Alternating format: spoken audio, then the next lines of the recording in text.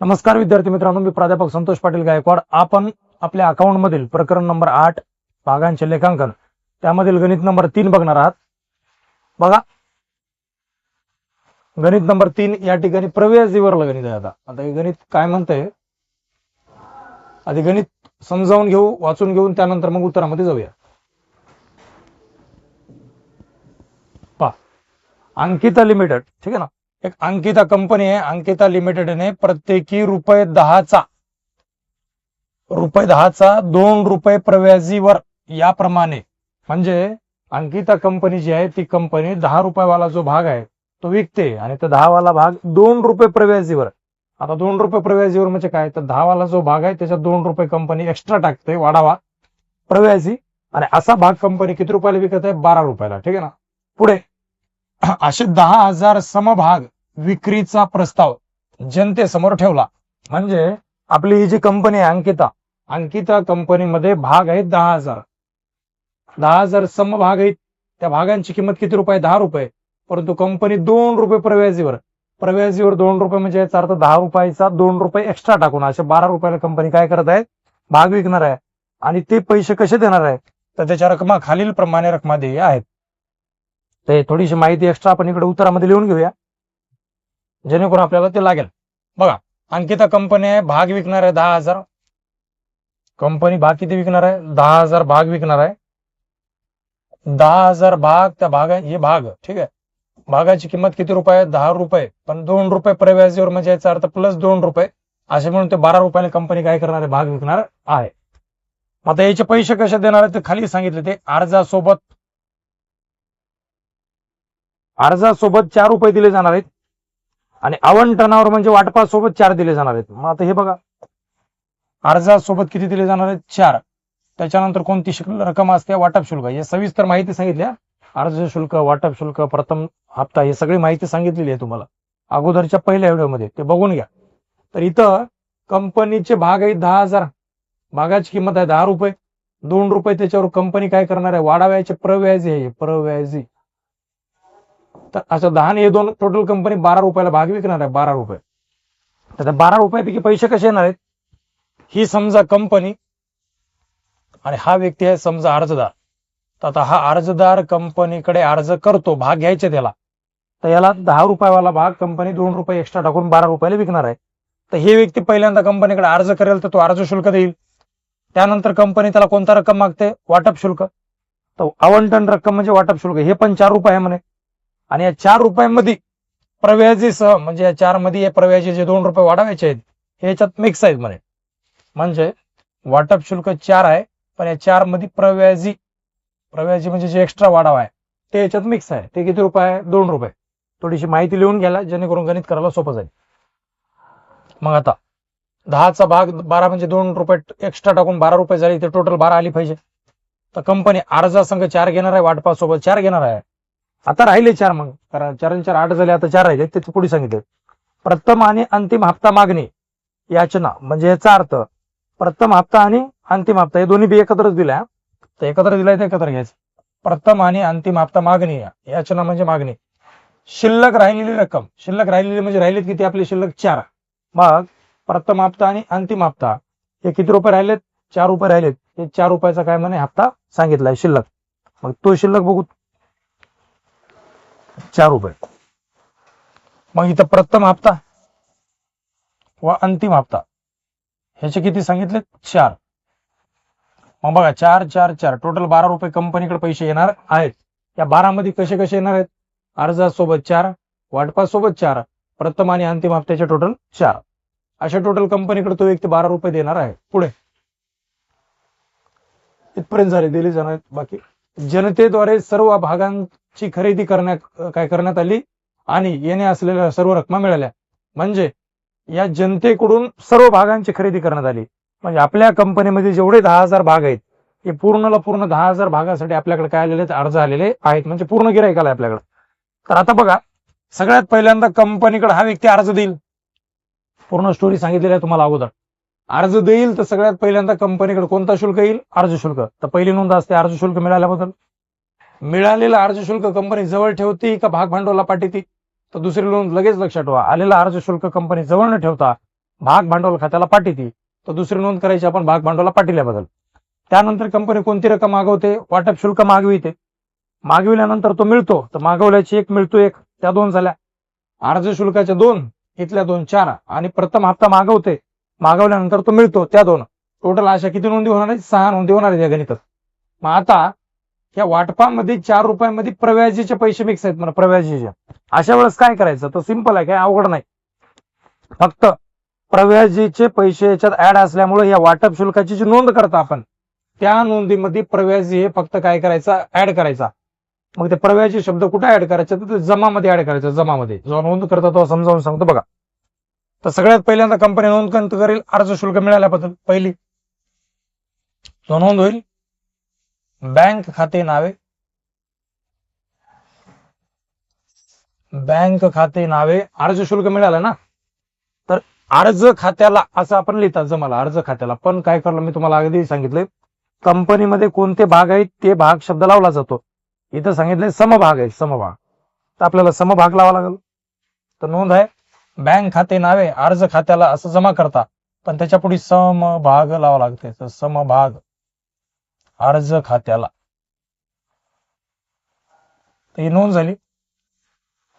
नोंद झाली बँक खाते नावे समभाग अर्ज खात्याला, याचं स्पष्टीकरण लिहावं लागते. आता याचं स्पष्टीकरण जर लिहायचं असेल तर तुम्ही अर्ज शुल्क मिळाला ना कंपनीकडं, ते लिहू शकता व्यवस्थित. अर्ज शुल्क मिळाल्याबद्दल, अर्ज शुल्क मिळाल्याबद्दल, हे असं स्पष्टीकरण लिहिलं जातं. आता तुम्ही सांगा आपल्या कंपनीमध्ये भाग किती आहेत, 10,000.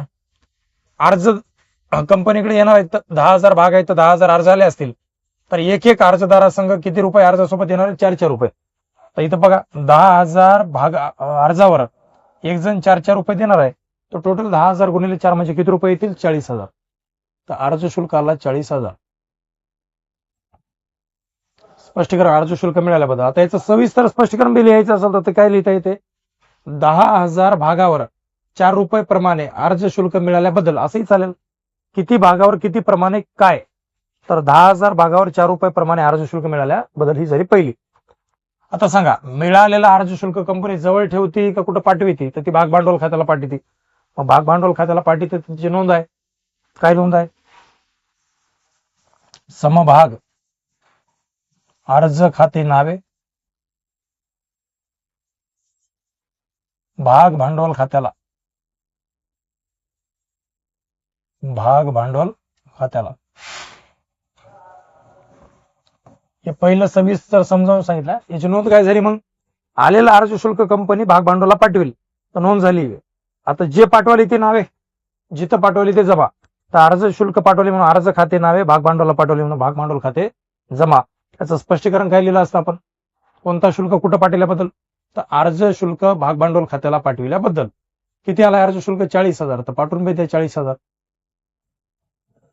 याचं स्पष्टीकरण मी माहिती झालं, अर्ज शुल्क भाग भांडवल खात्याला पाठविल्याबद्दल. चला ठीक आहे. तेव्हा काही अर्ज शुल्काच्या 2 नोंदी झाल्या, पहा संपलं त्याचं काम. आता बारी यांची तिसरी नोंद. आता सांगा वाटप शुल्क डायरेक्ट मिळतो का, मिळत नाही. आधी कंपनी काय करते, कंपनी या व्यक्तीला आधी मागवते, मागवणं झाल्यावर तो व्यक्ती देतो. मग मागवल्याची नोंद आधी करावं लागेल, मग नंतर मिळण्याची. जर मागवण्याची नोंद केली तर नोंद काय, वाटप शुल्क मागविला, तो नोंद होईल वाटप खाते नावे भाग भांडवल खाते जमा. पण त्या वाटपच्या पुढे कोणता भाग आहे त्याचं नाव लावतो आपण, तर नोंद झाली मग समभाग. हे बघा समभाग वाटप खाते नावे, समभाग वाटप खाते नावे भाग भांडवल खात्याला, भाग भांडवल खात्याला. ती नोंद झाली समभाग वाटप खाते नावे भाग भांडवल खाते जमा. आता याचं स्पष्टीकरण लिहितं आपण, वाटप शुल्क मागविल्याबद्दल. आता एक काम करायचं, जर गणितामध्ये प्रव्याजी असेल, प्रव्याजीचं गणित असेल, हे 2 रुपये प्रव्याजी एक्स्ट्रा पैसा ना, 10 रुपयाचा भाग कंपनी किती रुपयाला विकाली, 12ला, म्हणजे 2 रुपये एक्स्ट्रा आहेत. असं जर गणित प्रव्याजीचं असेल तर हे प्रव्याजी शब्द देखील या नोंदीमध्ये लावला जातो. फक्त ह्याच नोंदीत एकाच जागी लावायचं, बाकी कुठंच काय बदल होणार नाही. मग वाटप शुल्क जे मागवता ती नोंद आपली काय होती, वाटप खाते नावे भाग भांडवल खाते जमा. याच नोंदीमध्ये हे प्रव्याजी काय करायचं, वाढवायचं, यांच्यात लावायचं. मग कुठं लावायचं? खाली जमामध्ये लावायचं इथं. जर गणित प्रव्याजीवरला असेल तर हे शब्द लावा, नसेल तर लावायची गरज नाही. आज आहे गणित तर लावूया. तर बघा प्रव्याजी इथं जमामध्ये लावायचं. मग भाग प्रव्याजी खाते जमा, खाते जमा म्हणजेच खात्याला. बस ही झाली अशी नोंद आता पूर्ण. याच्या आधीच्या आतापर्यंत आपली हे प्रव्याजी नव्हतं, हीच नोंद व्हायची. आज प्रव्याजी का आलं? कारण गणित प्रव्याजीवरला आहे. कसं लक्षात ठेवायचं बघा, जर कंपनीनं 10 रुपयाचा भाग 10 रुपयालाच विकला तर त्याला सममूल्यावर विक्री म्हणतात, म्हणजे आहे तेवढ्याला. जर 10 रुपयाचा 12 रुपये 13 रुपये 11 रुपये कितीला 10 पेक्षा जास्त विकत असेल त्याला प्रव्याजीवर म्हणतात. आणि जर समजा 10 पेक्षा कमीला 9ला 8ला विकला तर त्याला कसरीवर म्हणतात, डिस्काउंटवर.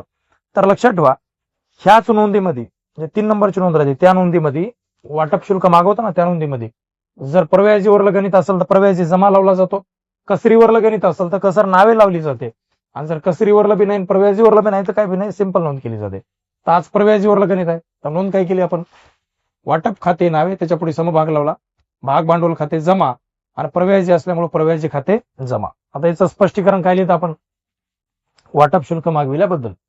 आता वाटप शुल्क मागविल्याबद्दल लिहिलं, सविस्तर लिहायचं असेल तर 10,000 अर्जावर किंवा 10,000 भागावर 4 रुपये प्रमाणे वाटप शुल्क मागविल्याबद्दल असं सविस्तर बी चालेल. आता याचे पैसे लिहायचा टाइम आहे, कसं लिहायचं बघा. वाटप शुल्क कंपनी किती रुपये मागवाले? 4. मग 10,000 लोक आहेत आपल्या कंपनीत, एका एकाला 4-4 रुपये मागवले आपण, तर 10,000 गुणिले 4 जर केला तर किती रुपये वाले? 40. तर वाटप शुल्क नावेला 40,000 मागवल्या ते 40,000. आता हे दोघं जण जमा आहेत, तर जमा म्हणजे इकडे पैसे पाहिजे. मग आता तुम्ही मला सांगा टोटल वाटप शुल्क 40,000 आहे, पण या 40 मध्ये इथं बघायचं 2 रुपये जे प्रव्याजीचे आहेत, या वाटप शुल्कामध्ये हे 2 रुपये प्रव्याजीचे आहेत म्हणते ना प्रव्याजीचा, ते मनानं घेणं गेले. आपण इथं सांगितलंय हे आवंटनामध्ये जे 4 आहेत त्या 4 मध्ये प्रव्याजीसह पैसे आहेत, म्हणजे 4 मध्ये 2 रुपये प्रव्याजीचे आहेत, हे 2 रुपयाचे मिक्स आहेत त्याच्यात. मग आपण असं पकडू शकता बाबा हे 4 रुपये आहेत ना, याच्यात 2 रुपये म्हणजे प्रव्याजीचे 2 असतील आणि भागांचे 2 असतील. आपल्या भागाची टोटल प्राइस आहे ना, भागाची किंमत किती आहे? 10. त्याच्यापैकी अर्जासोबत किती येणार आहे? 4. हप्त्यात संघ किती येणार? 4 झाले 8. राहिलेले जे 2 भागाचे ते इथं आहे आणि 2 प्रव्याजीचे आहेत, असे मिळून 4 आहेत. मग वाटप शुल्क 40,000, 10,000 लोकांना 4-4 रुपये मागले, 40 लिहिला मी.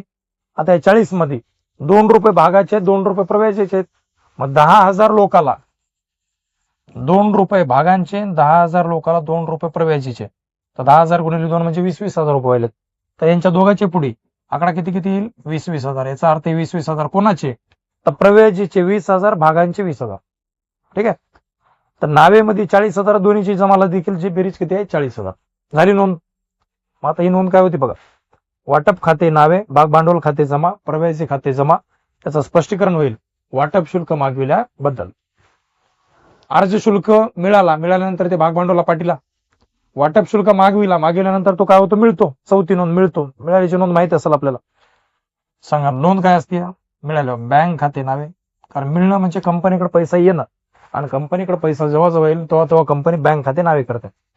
तर बँक खाते नावे आणि कशाचा पैसा याला? वाटप शुल्क आहे. तर समभाग वाटप खात्याला. ठीक आहे. त्याचं स्पष्टीकरण काय लिहिलं कंपनी? वाटप शुल्क मिळाल्याबद्दल. सिंपल आहे. इथं मागविल्याबद्दल, इथं मिळाल्या. आता काही जण सर म्हणतात इथं प्रव्याजी लावलं, ह्याच्यात बी लावायचे का? नाही, फक्त एकाच नोंदीत इथंच लावायचा. प्रव्याजीचं नाव एकाच नोंदीत राहील, ते बी मागविलेल्या नोंदीत. मिळालेल्या नोंदीत नाव लावायचं नाही, पैसा दाखवून टाकू आता सगळा. आता सांगा वाटप शुल्क किती मागेल? तर आपण 40, तर खाली सगळा 40 मिळेल, पूर्ण 40,000 मिळाला. त्याचं स्पष्टीकरण काय राहील? वाटप शुल्क मिळाल्याबद्दल. ठीक आहे. तुम्हाला याच्यात प्रव्याजी मिक्स आहे तर असंही घेऊ शकता. वाटप शुल्क ह्याचा कशाचा? हो, वाटप शुल्कामध्ये प्रव्याजी सहित वाटप शुल्क मिळाल्याबद्दल. ठीक आहे. तर बघा हे अर्ज शुल्क मिळालेला भाग भांडवला पाठीला, वाटप शुल्क मागवल्यानंतर तो मिळाला. सिंपल आहे. प्रव्याजी येणं म्हणजे असं काही घाबरून जायचं काम नाही. प्रव्याजी येणं म्हणजे फक्त आणि फक्त जे वाटप शुल्क मागवतात त्या मागवलेल्या नोंदीमध्ये फक्त प्रव्याजी हे शब्द जमामध्ये लावला जातो, दुसरं काहीच केलं जात नाही. त्याच्यानंतर तो मिळतो. आपला वाटप शुल्क मागेल्यानंतर तो मिळतो. सिंपल आहे. आता राहिलं शेवटचं हे हप्ता. हा हप्ता डायरेक्ट मिळेल का? नाही. कंपनी काय करेल? अगोदर मागवल्यानंतर तो काय होईल? मिळेल. तर 5वी नोंद करू आधी मागवल्याबद्दल. चला सांगा, प्रथम हप्ता जर मागवला तर नोंद काय? जसं वाटप शुल्क मागिला ती नोंद केली. तसं हप्ता मागवला तर नोंद होईल. समभाग शब्द लावेल मी, नोंद होईल. प्रथम व अंतिम हप्ता खाते नावे, भाग भांडवल खाते जमा. पण त्याच्या पुढे आपल्याला कोणतं आहे? समभाग. तर समभाग प्रथम व अंतिम हप्ता खाते नावे,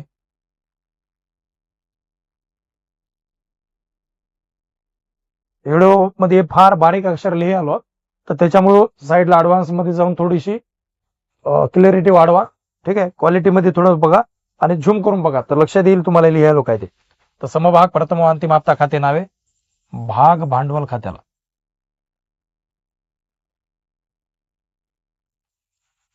तर काही जणांचा प्रश्न असेल सर या भाग भांडवलाच्या पुढे बी हे समभाग लावायचं का? तर लावा, काय अडचण नाही. ऑलरेडी भाग आहे, फक्त सम शब्द लावा ना तरी चालेल. तर नोंद झाली. मग समभाग प्रथम व अंतिम हप्ता खाते नावे, भाग भांडवल खाते जमा, हे मागवल्यावर आहे.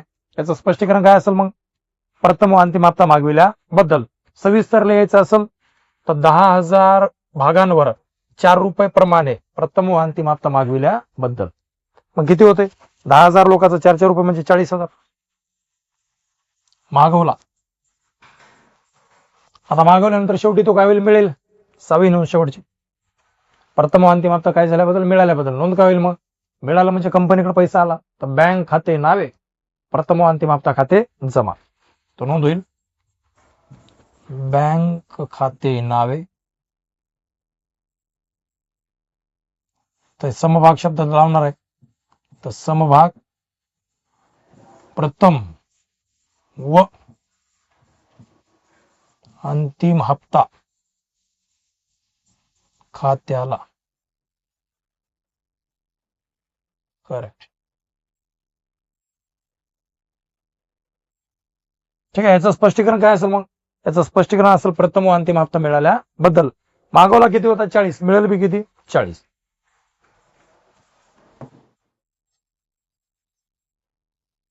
प्रथम व अंतिम हप्ता मिळाल्याबद्दल. तुम्हाला जर वाटलं याचं सविस्तर लिहावं तर काय लिहिशाल? 10,000 लोकांचा 10,000 भागांवर 4 रुपये प्रमाणे प्रथम व अंतिम हप्ता मिळाल्याबद्दल. शेवटी एकूण करायचं आणि बेरीज करून टाकून द्यायची. आता याची एकूण किती होईल बघा? एकूण सगळे 40,000 आहेत. 4, 8, 12, 16, 20, 24, 2,40,000. इकडे 2,40,000, इकडे 2,40,000. झालं. तो सोपं गणित होता. असंच बोर्ड परीक्षेला आपल्याला येऊ शकते. याच्यामध्ये ताळेबंद एक बनवायला सांगितलं, बॅलन्स शीट एक बनवायला सांगितलंय. अवघा येत आहे. वरील व्यवहाराच्या रोजकिरी नोंदी करावं तसेच ताळेबंद दर्शवा. तर ताळेबंद एक कसा बनवायचा बघा. असा काय फार याच्यात ताळेबंद काय अवघड येणार नाही. ताळेबंद एक बनवून दाखवू. ताळेबंद बनवणं म्हणजे कार असं काही फार किचकट येणार नाही. ताळेबंदामध्ये फक्त मोजून 2 पद घेतले जातात. देयता बाजूला 2 आणि संपत्ती बाजूला 2. तर ते पहा, इथं नाव टाकायचं असं.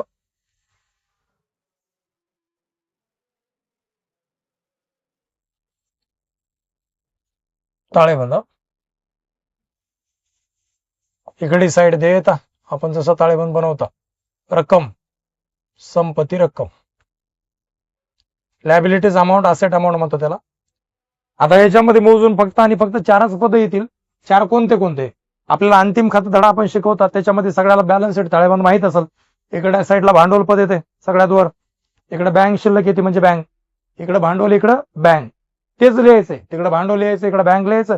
दुसरी गोष्ट, गणितात जर प्रव्याजी असेल तर तिकडे प्रव्याजी लिहायचं आणि जर गणित कसरीचं असेल तर इकडे कसर म्हणजे डिस्काउंट लिहायचं. तर हे गणित प्रव्याजीच आहे. तर बघा काय काय लिहायचंय. इकडे भाग भांडवल, आपण भांडवल लिहिताना ते, तर आपल्या याच्यात कोणतं भाग भांडवल आहे? समहक्क भाग भांडवल आहे किंवा समभाग भांडवल. डायरेक्ट भाग भांडवल लिहितं जमतंय. भाग भांडवल. तिकडे टाकायचं बँक. आपली बँक शिल्लक असते ना ते. आणि जर गणित प्रव्याजीवरला असेल तर इथे एक नाव टाकून द्यायचं, भाग प्रव्याजी. बस, याच्यापेक्षा वेगळं काय बॅलन्स शीट मध्ये येत नसते. मोजून इकडे 2, इकडे 2, इकडे 2 कोणते कोणते? भांडवल, इकडे बँक, इकडे प्रव्याजी, इकडे कसर. आता हे गणित कसर वाला नाहीच त्याच्यामुळे मी कसर काय लिहिलं नाही. पैसे करून टाका. आता बघा, आता बँकेचे पैसे, इथे बँक आहे तर जिथे जिथे बँक आहे त्याचे टोटल करून बँकेच्या पुढे लिहा. बँक 40,000 आहे. दुसरी एक बँक आहे 40, 40 आणि 40 80. इथे एक बँक आहे, हे 40 म्हणजे टोटल 1,20,000. तर बँकेच्या पुढे 1,20,000. आता इथं भाग भांडवल आहे तर भाग भांडवल जिथे जिथे आहे त्याचे टोटल होईल. याच्यात भाग भांडवल नाही. इथं भाग भांडवल आहे बघा, भाग भांडवल इथं आहे 40,000. 40 ते त्याच्या पुढे बघा, इथं झाल्यानंतर इथे काय भाग भांडवल, इथे 20च आहे इथं. तर 40 आणि 20 झाले 60. त्याच्यात भाग भांडवल नाही, इथं भाग भांडवल आहे. भाग भांडवल 40 आहे. तर 40, 20, 60 आणि हे 40 म्हणजे 1 लाख. याच्यात नाही, तर झाले भाग भांडवलच्या पुढे 1 लाख. शेवटी प्रव्याजी, याच्यात प्रव्याजी कुठे आहे का बघा, तर आहे प्रव्याजी. किती आहे? 20. प्रव्याजीला वाढावा देखील म्हणतात हा. तर 20, तर हे 20 संपला बॅलन्स शीट. इकडे बेरीज 1,20,000, ह्याची बेरीज 1,20,000. सोपं आहे. तर अशा पद्धतीने 8 मार्काचं गणित झालेलं आहे. धन्यवाद.